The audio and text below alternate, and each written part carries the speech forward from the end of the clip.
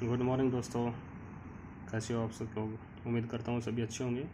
तो आज हम अपनी फ्री एजुकेशन सीरीज़ को आगे बढ़ाते हैं। तो आज हम पढ़ते हैं विदाउट वेस्टेज ऑफ टाइम। हम पढ़ेंगे प्रेजेंट टेंस है, प्रेजेंट का इंडेफिनिट टेंस हम पढ़ेंगे। ठीक है, तो प्रेजेंट इंडेफिनिट टेंस में जो सीक्वेंस वाइज जो चीज़ें पढ़नी है, not only in this tense, हम हर टेंस में पढ़ेंगे।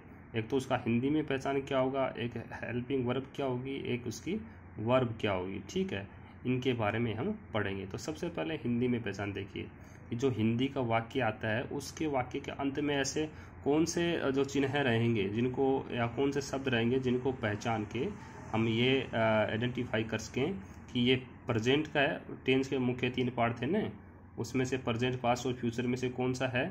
और उसके बाद में से मैंने प्रत्येक टेंस के 4 पार्ट बताए थे, इंडेफिनिट, कॉन्टिन्यूअस, परफेक्ट और परफेक्ट कॉन्टिन्यूअस। इन 4 में से कौन सा है, तो इस प्रकार से हम पहचान करेंगे। तो हिंदी में देखिए वाक्य के अंत में क्या आता है, ता है, ती है, ते हैं, ता हूँ इत्यादि जो शब्द हैं वो आएंगे। जैसा कि मैंने बताया है शब्द से क्या है हम पहचान लेंगे, प्रेजेंट का है। और वाक्य में ता, ती, ते जो इत्यादि वर्ड आते हैं ना, ये इंडेफिनेट के आते हैं। किसके आते हैं, इंडेफिनेट में। तो ये इस प्रकार से ये पहचान किसकी होगी, प्रेजेंट इंडेफिनेट की। इसमें हेल्पिंग वर्ब कौन सी आती है, डू और डज। ठीक है, जो वर्ब की वर्ब है उसमें एस या ईएस का प्रयोग होता है।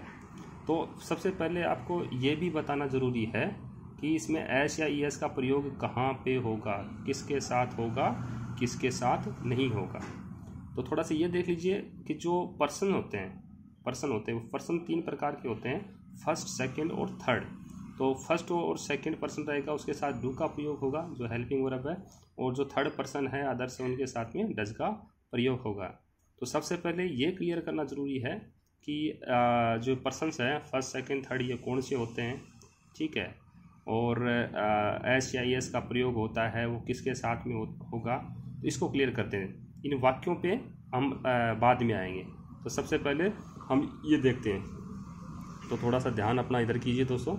देखिए पर्सन्स होते हैं वो कितने प्रकार के होते हैं, वो 3 प्रकार के होते हैं। ठीक है, तो 3 प्रकार के होते हैं। देखिए एक तो I we you they he she it या कोई का भी नाम। तो आई वी है वो फर्स्ट पर्सन में आएंगे। तो आई वी की जो वो फॉर्म्स होती हैं, कहने का मतलब इनका फर्स्ट, सेकेंड, थर्ड जो रूप होता है, जैसे आई, माई, मी, माइन, योर सेल्फ वगैरह होता है। वी का अस, आवर्स एंड आवर सेल्वेज होता है। ठीक है, और यू होता है जो सेकंड पर्सन में आता है, you, yours, yourself, yourselves, they का देम सेल्वेज वगैरह इत्यादि इनके क्या रूप होते हैं। तो सबसे पहले हमें फोकस करना है इन पे कि फर्स्ट, सेकंड, थर्ड पर्सन कौन सा होता है। तो आई वी हो गया फर्स्ट पर्सन, यू दे हो गया second person, he she it या कोई का भी नाम होता है वो किस में आ गया, वो थर्ड पर्सन में आ गया। तो आपको ये याद रखने हैं। ठीक है, तो आगे भी टेंस में ये काम आएंगे। थोड़ा सा इन पे गौर फरमाइएगा कि ही होगा, ही का मतलब वह होता है, और ही पुरुष के लिए काम में लिया जाता है। सी का मतलब भी वह होता है, यह फीमेल के लिए काम में लिया जाता है। इट है किसी भी जानवर के, कोई भी एनिमल है या जो नॉन मूवेबल मटेरियल आइटम है उसके लिए प्रयुक्त होगा इट का नाम, ये जो इट है। और बाकी जो नाम है वो राम, श्याम, सीता किसी का भी हो सकता है। तो नाम जो नेम वगैरह हैं वो भी किस में आते हैं, वो भी थर्ड पर्सन में आते हैं। तो ये तो क्लियर हो गई। एक बार रिपीट करता हूँ, I we first person, you they second person, he she it या किसी का भी नाम हो गया, ये किसमें आते हैं, थर्ड पर्सन में। ठीक है, अब देखिए एस या एस का प्रयोग देखेंगे। तो हम सीधा अगर ई एस का प्रयोग हम याद कर लेते हैं तो बाकी जो शेष बच जाएगा उसके साथ एस का प्रयोग हम कर लेंगे। तो ई एस का प्रयोग याद कर लीजिए। देखिए अगर किसी स्पेलिंग के अंत में double S, C H, X, S H या डबल जेड आता है तो हम वहाँ पे किसका प्रयोग करेंगे, एस का या ई एस का। देखिए नीचे हम यहाँ पे जो भी वर्ड हैं स्पेलिंग के अंत में आते हैं तो हम वहाँ ई एस का प्रयोग करेंगे। फॉर एग्जांपल जैसे वॉच है, ये सिंगुलर है, तो अगर इसका प्लूरल बनाएंगे तो इसके देखो सी एच आ गया ना, देखो सी एच लिखा था, सी एच आ गया तो हम ई एस जोड़ देंगे। जैसे गैस है, जी यू ई डबल एस, देखो लास्ट में क्या आया, डबल एस, इसमें लिखा है डबल एस रूल के अंदर, तो हम क्या कर देंगे, ई एस जोड़ देंगे। ऐसे मिक्स, तो एक्स है लास्ट में, देखिए यहाँ एक्स है रूल में, तो इसमें भी क्या कर देंगे, ई एस का प्रयोग कर देंगे। एक छोटा सा ध्यान रखना है, जैसे अगर किसी स्पेलिंग के अंत में वाई होता है तो वाई के स्थान पे हम क्या करेंगे, प्लूरल बनाने के लिए आई ई एस, वाई को देखो स्टडी सिंगुलर है, इसको प्लूरल बनाने के लिए क्या करेंगे, तो इसमें थोड़ा छोटा सा है कि वाई को आई में चेंज करना है, बाकी ई एस जोड़ना है, वाई को आई में चेंज करके और ई एस जोड़ देना है, ठीक है। तो स्टडी, तो studies, S T U D Y को क्या कर दें, S T U D I E S, ठीक है, इतना ध्यान रखना है। तो इनको दोस्तों थोड़ा ध्यान में अपने दिमाग में बैठा लेना। और बाकी जो वावल्स होते हैं ए ई आई ओ यू, तो अगर इस किसी भी स्पेलिंग के अंत में ये भी मिलते हैं तो भी हम ई एस का प्रयोग करेंगे। जैसे मैंगो ओ है तो ई एस, मैंगोज, मैंगोज हो गया, ठीक है। और जैसे इसमें देखिए ऑरेंज के अंदर ई है, पहले से मौजूद ई है, यहाँ ई है तो हम केवल एस लगाएंगे अंत में, ठीक है। तो अपने आप ई और एस अपने आप शामिल हो गया, ठीक है। तो आप अच्छे से समझ गए होंगे कि ई एस का प्रयोग कहाँ करना है, और इनके अलावा जो बच गए हैं ना उनके साथ में हम एस का प्रयोग करेंगे, ठीक है। तो एक बार फिर से रिपीट करता हूँ, हमने जो बातें की हैं, हमने पर्सन्स की बातें की हैं। पर्सन्स 3 प्रकार के होते हैं इंग्लिश में, जैसे आई वी होता है, वो आई वी फर्स्ट पर्सन होता है, यू दे सेकंड पर्सन होता है, ही सी इट या कोई कभी नाम थर्ड पर्सन होता है। तो जो फर्स्ट पर्सन होते हैं ना, ये first person I we they and you, इनके साथ में हम डू का प्रयोग करेंगे। किसका प्रयोग करेंगे, डू का। और बाकी जो बच गए ही सी इट के, इनके साथ में किसका प्रयोग करेंगे, डज का प्रयोग करेंगे। उम्मीद करता हूँ आप लोग समझ गए होंगे। तो चलिए लौटते हैं वाक्यों पे। अब देखिए मैंने आपको बताया था कि जो सेंटेंस होते हैं वो 4 प्रकार के होते हैं।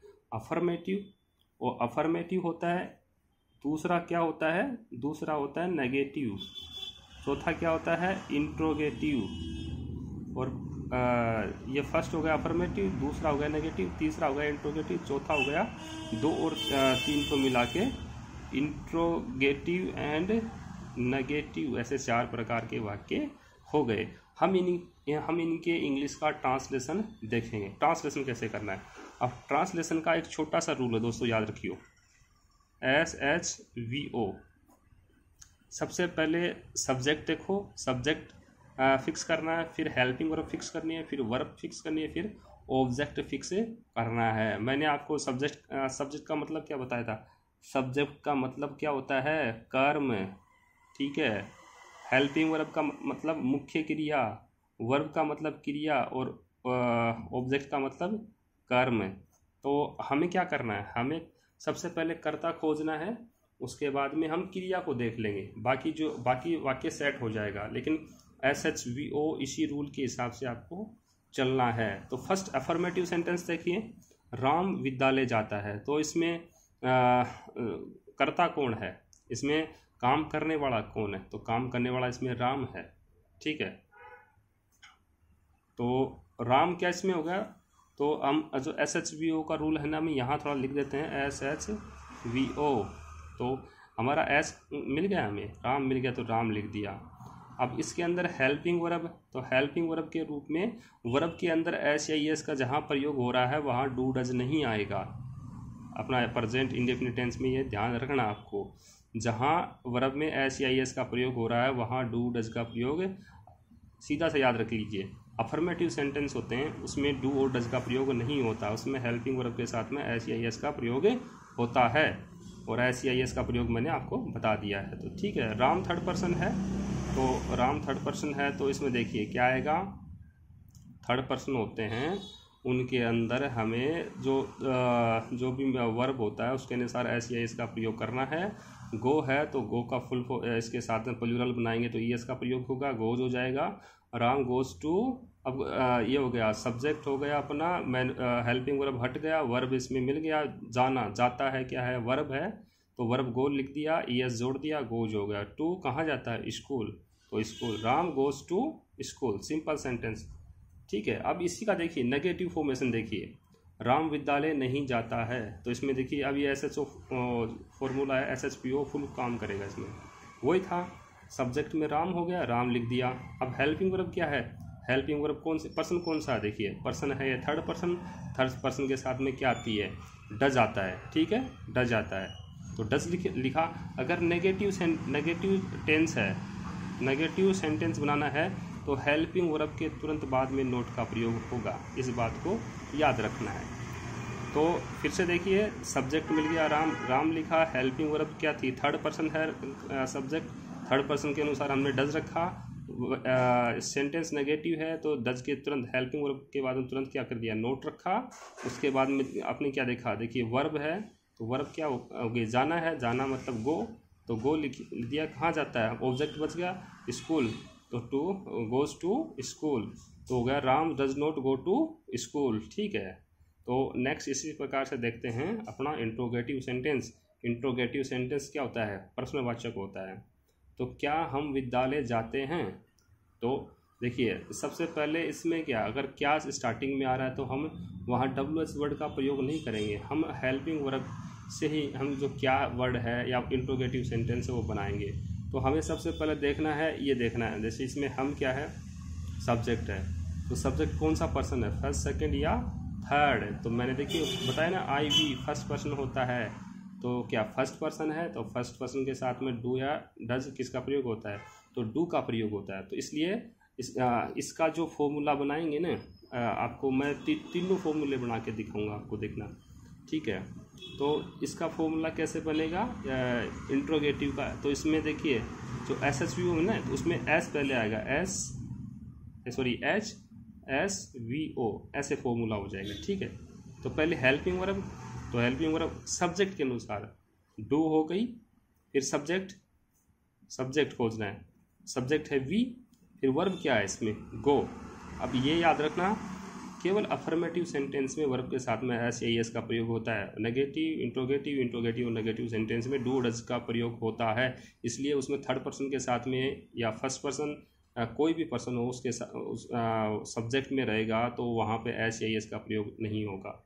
एक बार फिर से रिपीट करता हूँ, केवल अफर्मेटिव सेंटेंस में डू डज का हेल्पिंग वर्ब का प्रयोग नहीं होता, इसलिए वहाँ डू डज के स्थान पे वर्ब में एस या एस का प्रयोग होता है।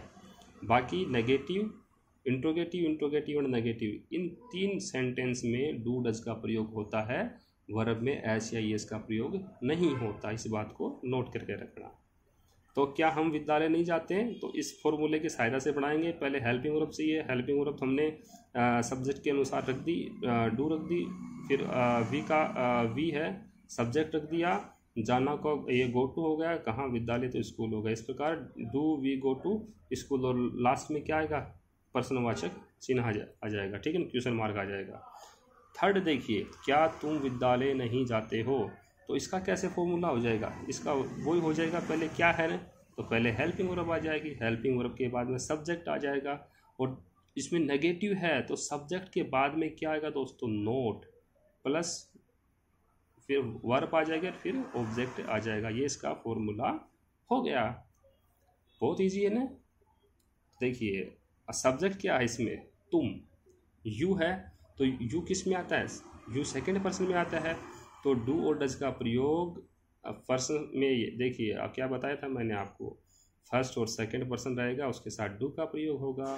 तो देखिए यहाँ क्या के लिए हम हमने क्या रखा, पहले फॉर्मूले के हिसाब से एच हेल्पिंग वर्ब है ना, तो डू रखा, सब्जेक्ट क्या है तुम, तो तुमको क्या कहते हैं यू, और सब्जेक्ट के बाद में नोट आ जाएगा, नोट लिखा, फिर वर्ब लिखा, तो गो टू लिखा, फिर क्या ऑब्जेक्ट स्कूल, तो do you not go to school, तो ये क्या वर्ड अपना स्टेटमेंट की फॉर्मेशन हो गई, हमने हिंदी से इंग्लिश में ट्रांसलेट कर दिया है, ठीक है। तो ये फॉर्मूले हैं, थोड़े से आपको मैं अलग से दिखा देता हूँ यहाँ पे। अगर सकारात्मक वाक्य होता है तो हम क्या लिखेंगे, SHVO, ठीक है। अगर वाक्य नेगेटिव होता है तो SH प्लस नोट VO, ठीक है। अगर वाक्य इंट्रोगेटिव होता है तो HSVO, अगर वाक्य इंट्रोगेटिव और नेगेटिव होता है तो HS plus note plus VO। ये 4 रूल हैं दोस्तों, ये 4 रूल हैं, ठीक है। इनको याद, इनको ध्यान में रख लिया ना तो सब कुछ ठीक हो जाएगा, सब कुछ याद हो जाएगा। सॉरी, 1 नंबर यहाँ पे, ये 2 ये यहाँ पे, 3 यहाँ पे और 4 यहाँ पे। तो इस प्रकार से ये फॉर्मूले हैं। उम्मीद करता हूँ अपना ये फर्स्ट टेंस था, ये आपको समझ में आया होगा। अगर आपको समझ में आया है, अगर आपको वीडियो ज़रा भी इन्फॉर्मेटिव लगा तो वीडियो को लाइक करना, शेयर करना और कमेंट करना। नए हो तो चैनल को सब्सक्राइब करना, ठीक है। अगर आपको कुछ भी बताना है, कुछ भी अच्छा बुरा जो भी कैसा वीडियो लगा, कमेंट बॉक्स में मेंशन करके बताइए। जय हिंद।